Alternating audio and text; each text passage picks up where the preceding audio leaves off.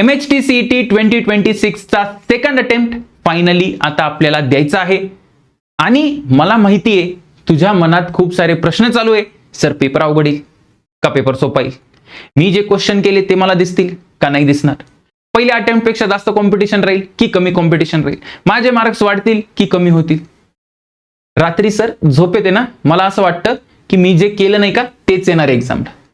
या सगळ्या प्रश्नांमध्ये आपला बेस्ट कसा द्यायचा एक्झाम हॉलमध्ये, त्यासाठी हा व्हिडिओ बनवलाय. लगेच स्टार्ट करू. सगळ्यात पहिला युद्धाचा नियम. काय नियम आहे? सामुराय म्हणजे जॅपनीज जे वॉरियर्स आहेत त्यांचं एक फेमस कोट आहे. काय? Expect surprise and fear none. दोन गोष्टी तुम्ही लक्षात ठेवा. Expect surprises. तुम्ही स्वतःकडनं किंवा एक्झामकडनं कुठलीही अपेक्षा ठेवू नका. Expect the unexpected. होऊ शकतं आदल्या दिवशी झोप होणार नाही, तुमची झोप झाली, तुम्ही एक्झाम सेंटरला जाल, एक्झाम सेंटरला गेल्यानंतर हॉल तिकीट वगैरे चेक करताना अचानक सिस्टम बंद पडली किंवा हॉल तिकीटमध्ये वेळ लागला किंवा तुमचे एक्झामिनर बोलत असले, जे कोणी इन्व्हिजिलेटर असते ते बोलत असले, you don't know what will happen. ते तुमच्या हातात नाहीये. ते तुझ्या एकट्यासोबत नाही, कोणासोबतही काही पण होऊ शकतं, आपल्या हातात नाहीये. So expect that surprise. Sir मला वाटलं माझा पेपर खूप अवघड येईल, पण सर पेपर खूप सोपा आला.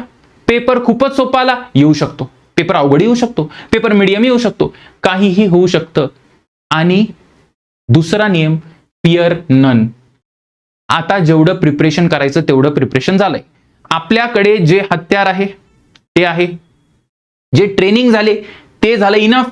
आता काय मॅटर करतं? आता मॅटर करतं आपलं कॅरेक्टर. आपण मैदानात कसं उतरतोय, आपला कॉन्फिडन्स, की मैदानात उतरताना जर तुमच्या समोर पहिलंच चॅलेंज आलं, how you respond to that challenge. So आता तुमचं हे सायकोलॉजिकल वॉरफेअर आहे. घाबरायचं नाही. काहीही झालं तर घाबरायचं नाही. तुम्ही कोणाला हरवलं, कोणाला जिंकणं ते सगळं नंतर आहे, पण आतमध्ये कधी हारायचं नाही.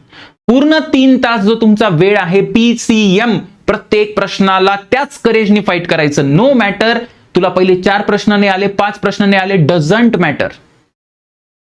आपल्याला या एक्झाम मध्ये आपण जिंकणारच आहोत या ऍटिट्यूडने जा. दरवेळेस शस्त्रांनी युद्ध जिंकता येत नाही. तुम्ही इतिहासात पण बघितलं असेल, कमी सैन्यांनी सुद्धा मोठे मोठे सैन्य पराभव केलाय त्यांचा. कसं शक्य झालं? That attitude, that character. So remember that. Expect surprises, fear none. पहिला नियम. दुसरा नियम काय sir?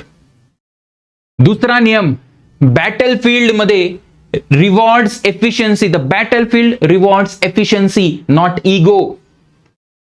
What is difference between efficiency and ego? तू तिथे सगळ्यात मजबूत शत्रूला पराभूत करायला चाललेला नाहीस. तुला वीक टार्गेट शोधायचंय, तुला इझी क्वेश्चन शोधायचेत, तुला असे क्वेश्चन शोधायचेत जे तू बघितलेलेस. तू जर आपला इगो मध्ये आणला की नाही सर हा चॅप्टर तर मी केला होता, याचं तर हे सेशन अटेंड केलं होतं, मॅथ्स तर मी एवढं परफेक्ट केलं होतं. बेटा तू काय परफेक्ट केलं हे मॅटर करत नाही.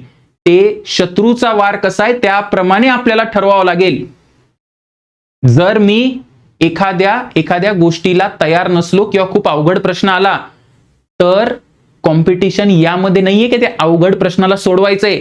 कॉम्पिटिशन इकडे आहे की तुम्ही स्मार्टली त्या अवघड प्रश्नाला बाजूला करू शकता का. Do you know the art of losing? 2 पावलं मागे होता येतं का तुला फॉर अ ग्रेटर विन? जर 50 प्रश्नामध्ये फिजिक्सच्या किंवा मॅथ्सच्या 50 क्वेश्चन्स मध्ये जर तू 5-6 टफ क्वेश्चन सोडू शकला, नॉट सॉल्व, सोडू शकला एक्झाम मध्ये, that is your biggest achievement. कारण ते 6 क्वेश्चन सोडल्यामुळे तुझा टाइम वाचणार, तुझा कॉन्फिडन्स पण वाचणार. कारण तिथे स्ट्रगल मध्ये शत्रू जर बलाढ्य आहे तर त्याच्याशी आपण स्ट्रगल करताना आपला रक्तपात होता कामा नये, आपली एनर्जी जाता कामा नये, आपला फोकस तिथे जाता कामा नये. असे भरपूर सारे शत्रू असतील ज्यांची काही तयारी नसेल, इझीवाले असतील, डायरेक्ट असतील, त्यांना हरवायचं. सो इगो बाजूला ठेवा. पहिला नियम काय बघितला आपण? सरप्राईज एक्सपेक्ट करायचा, घाबरायचं नाही. दुसरं काय सर? इगो बाजूला ठेवून इझी क्वेश्चन टार्गेट करायचे, मीडियम क्वेश्चन टार्गेट करायचे. टफ क्वेश्चनला फक्त मार्क करून पुढे निघून जा. जर वेळ आला तर परत या त्याच्यात, नाहीतर राहू दे. ठीक आहे?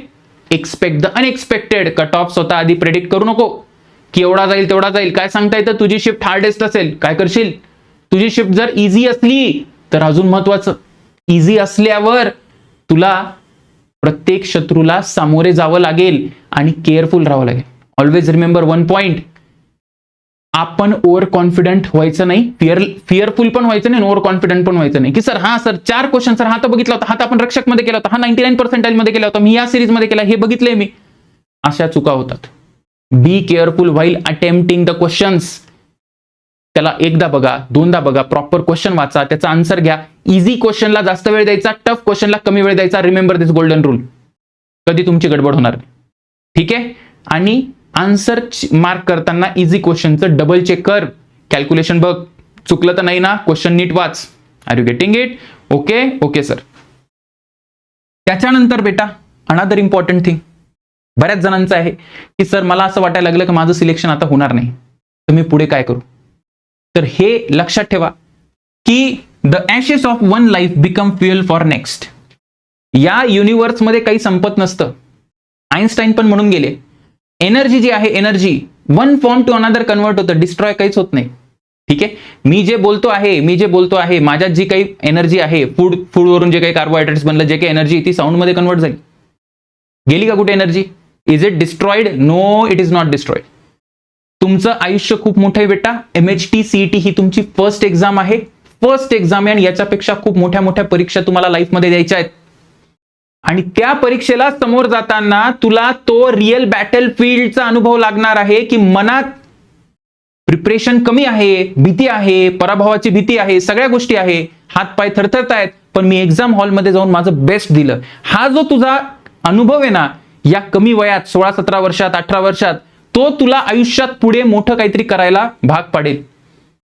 फुकट मोटिवेशन देत नाही, रिअलिस्टिकली सांगतोय. कुणाला वाटत असेल की सीईटी क्रॅक केल्यानंतर त्यांचं सगळं भारी होऊन जाईल, किंवा सीईटी क्रॅक नाही केली तर सगळं बर्बाद होऊन जाईल, दोन्ही व्यक्ती इथे चुकीचे आहेत.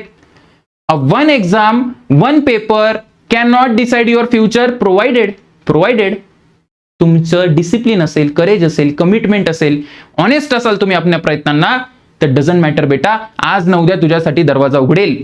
पण just because he exam matter करत नाही सर, किंवा आयुष्यात पुढे काहीतरी करेल म्हणून या एक्झामला लाईटली घेऊ नका.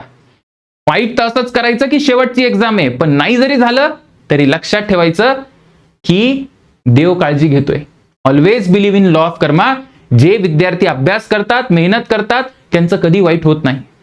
एखाद्या परीक्षेला सेटबॅक येऊ शकतो, दुसऱ्या परीक्षेला सेटबॅक येऊ शकतो, पण ज्यावेळेस यश मिळतं ना, त्यावेळेस ते प्रचंड असतं.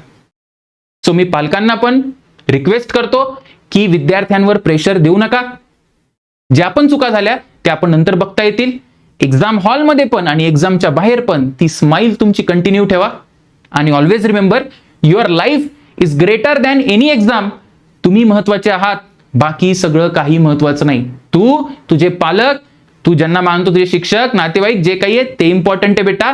एक्झाम हा टूल आहे आपली लाईफ बेटर करायचं. ठीक आहे. जिथे कुठून तू ऐकलं असशील की या कॉलेजला गेल्यावर असं होऊन जातं, तसं होऊन जातं, होतं, पण नाही गेलं तर नाही होत असंही नाही. So give your best, you have nothing to loose.